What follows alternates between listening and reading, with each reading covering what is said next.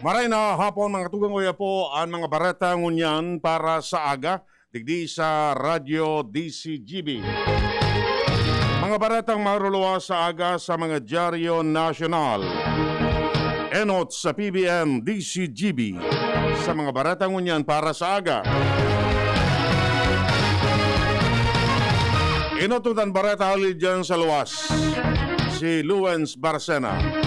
Luwens kamen. Lalo ngunyan na pigpapakusog kan Kampo General Simeon Ola asin kapos na mga Public Information Officer ang relasyon kay ni sa lokal na media. Ini makalihis na magatindir ang DZGB News ngunyan na pagkahapon sa Philippine National Police o PNP PIO's virtual press conference with the media na mismong tinangog na PNP Region 5 spokesperson Police Major Malu Kalubakib ang mga concern kan mga PIOs asin mga media sa bilog na Region 5. Saro sa mga concern na tinake note kan kampo, iyo ang dapat nagabos na mga media practitioner i-welcome kan mga PIO ang mga concerns asin mga kahaputan, dangan ang mga hepes kan manlain-lain na hepatura asin dapat na inin pigpipili na tatawanan nin impormasyon. Saro kaya sa ibinutwa asin daing duwa-duwang binutingkay kan mga miyembros kan media na may mga aligadong napapaboran sa ng ibang pag-iriba sa pagtaonin impormasyon alagad pag-abot sa inda, mapagalo na ining itao. Sigun kay Kalubakib, gabos na ini, tatawan na nin aksyon asin sindaman minahagad nin pagsabot asin dispensa, tabako sa gabos na oras abidable ang mga resource persons, lalo na sa mga ali sa ararayong lugar na delinkwente sa mga ambus. Alaga nagkaigwaman nin pagkakasinabutan ang gabos sa ororo na ini, asin ang mas ipipapaurog iyo ang pantay-pantay na relasyon sigon kay Kalubakib, asin pagtaon nin impormasyon nin makaskas sa publiko para sa pagmantenir kan kaligtasan asin pase orden. Dagdag na Bareta, ako po, si LBB.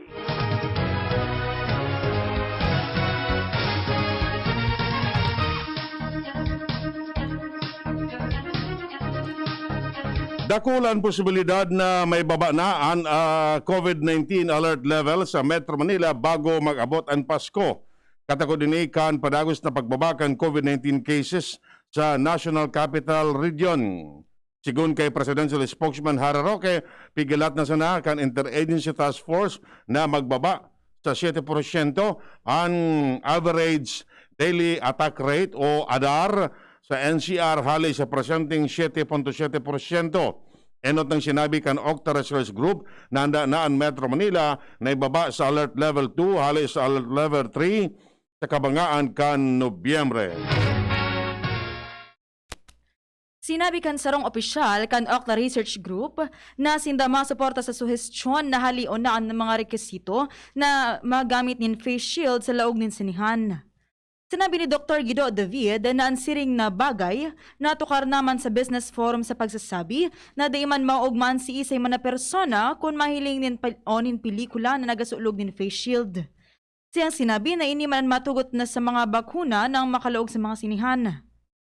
Sa ibong nalado, ipapasunod pa man giraray ang health protocol sa mga sinihan siring sa paggamit nin face mask asin may distansya ang mga tukawan.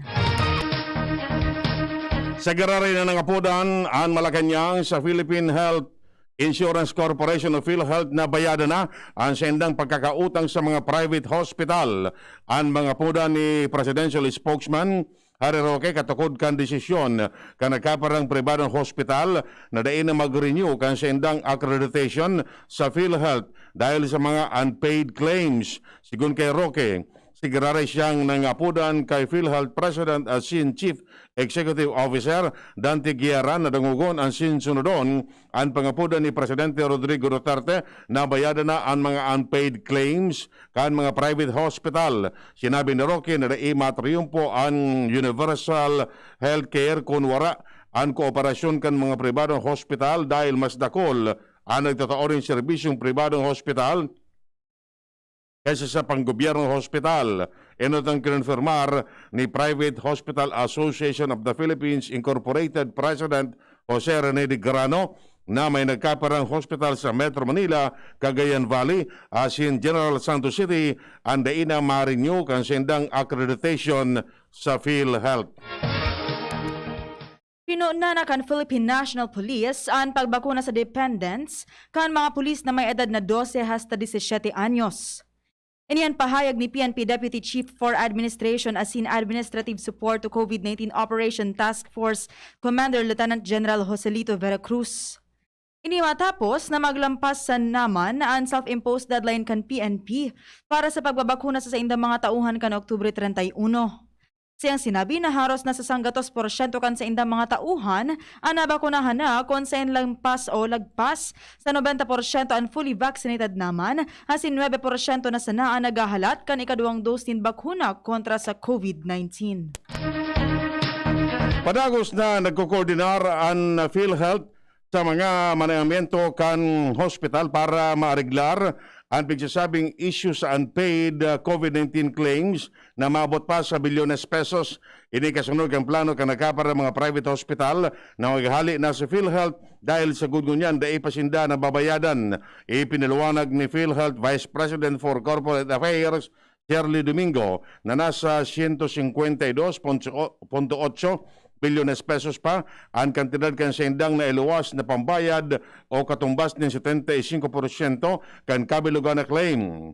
Mantang siniguro man ni Presidential Spokesman Harry Roque na may fundo ang gobyerno na pambayad sa hospital claim, mantang sigurari ining nagpagarumdom kay PhilHealth President Dante Guerra na bayadan na ang mga pigsasabing utang, lalo na ini tugon ni Presidente Rodrigo Duterte.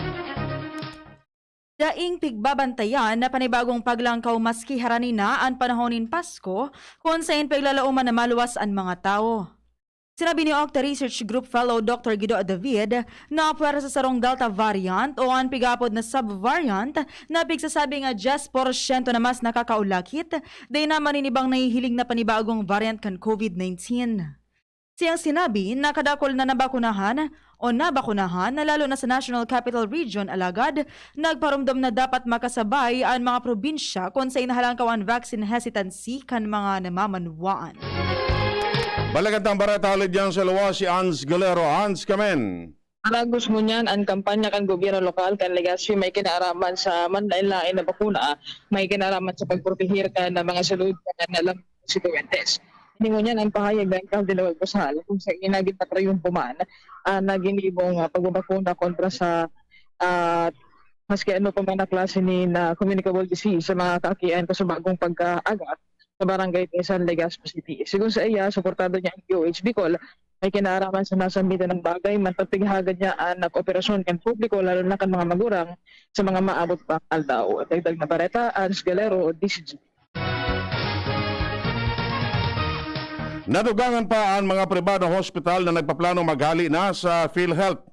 Sigun kay Private Hospital Association of the Philippines President Dr. Jose Rene de Grano, napigdalauman na sa masunod na saro o duwang simana, i-anunsyo ka nagkaparang pribadong hospital alay sa Laguna, Quezon, Cavite, asin NCR, anda ininda pag-renew kan accreditation sa PhilHealth. Sinabi niyang pagreklamo kan mga ni ang kawaran ng konkretong solusyon kan PhilHealth may kinaraman sa unpaid COVID-19 claims. Enot nang ibinulgar kan papi na maabot sa 20 bilyones pesos ang claim na naipanababayadan kan PhilHealth sa mga pribadong hospital. Sinabi ni De Grano na bigkakarkulong 5 sa kod 10% kan mga nurses sa pribadong hospital sa nasyon ang nagharali na sa sendang trabaho. Sinabi kan Malacanang na kadakol na miyembros kan Interagency Task Force ang pabor na haleo na ang mandatory na paggamit ng face shield kung nasa laog dahilan na nagbaba naman ang kaso ng COVID-19. Sinabi ni Presidential Spokesman Harry Roque na siya minakonfirmar na dahilan taan kaso nagbaba na, tinukar na kan IATF kung ipapadagos pa ang paggamit ng face shield. Siyang sinabi na kadakol ang nagsasabi sa IATF na punduhon na ang paggamit ng face shield alagad, day pamanin desisyon ng IATF sa siring na bagay. May arestando tinawan ng linaw kan Overseas Workers Welfare Administration na may mga proseso pang aagian bago may tao ang sobra sa 12,000 na overseas Filipino workers ang daininda na ko ang sweldo sa sendang linaugan na kompanya sa Saudi Arabia. Sigun kay OWA Administrator Hans Leo Kakdak, na pag-urunan pa kan gobyerno asin kan Labor Ministry kan Saudi Arabia kung paano ang mga gigibo na lakdang sa pagbayad sa sweldo kan mga OFW na inabayadan kan 2016 sa 2017 na inabot ni sobra 4.6 bilyones pesos. Naglalao man si kakdak na utubon kan Saudi Arabia an na ipinangako na babayadan ang sweldo kan mga OFW kan sa mga employer. Enot nang nagkasundo ang Department of Labor and Employment as in Saudi Labor Ministry na papalansyahon pa ang mga proseso may kinaraman digdi. Sinabi ni Senadora Joel Villanueva na minaresulta sa brain drain o mas dakulang pagtios asin pagsakit sa mga hospital, tanganing mamantiniran mga healthcare workers kundi inababayadan tulos ang bilyones pesos na utang kan PhilHealth sa mga hospital. Siyang sinabi na kung atrasado ang reimbursement, mas madali ang paghali kan mga healthcare workers sa mga hospital. Idinadagdag pa man niya na ang PhilHealth ang dapat maging dahilan para ang mga ini magtinir asin na bako maging mitsya sa paghali, lalo na ngunya na kadakol ang recruiters sa ibang nasyon. Tinawan ni doon kan Commission on Higher Education na dapat irespeto kan lambang institusyon ang desisyon kan lambang universidad asin kolehiyo pag-abot sa academic freedom. Ini may kinaraman sa pagtatanggal kan mga libre na naghali aligado sa mga communist terrorist group sa nagkaparang library kan state universities. Sigun kay Chair Prospero de Vera, na desisyon kan lambang institusyon na lion ang mga libro na pigdodonar kan mga communist terrorist group na pigdedeklarar kan gobyerno.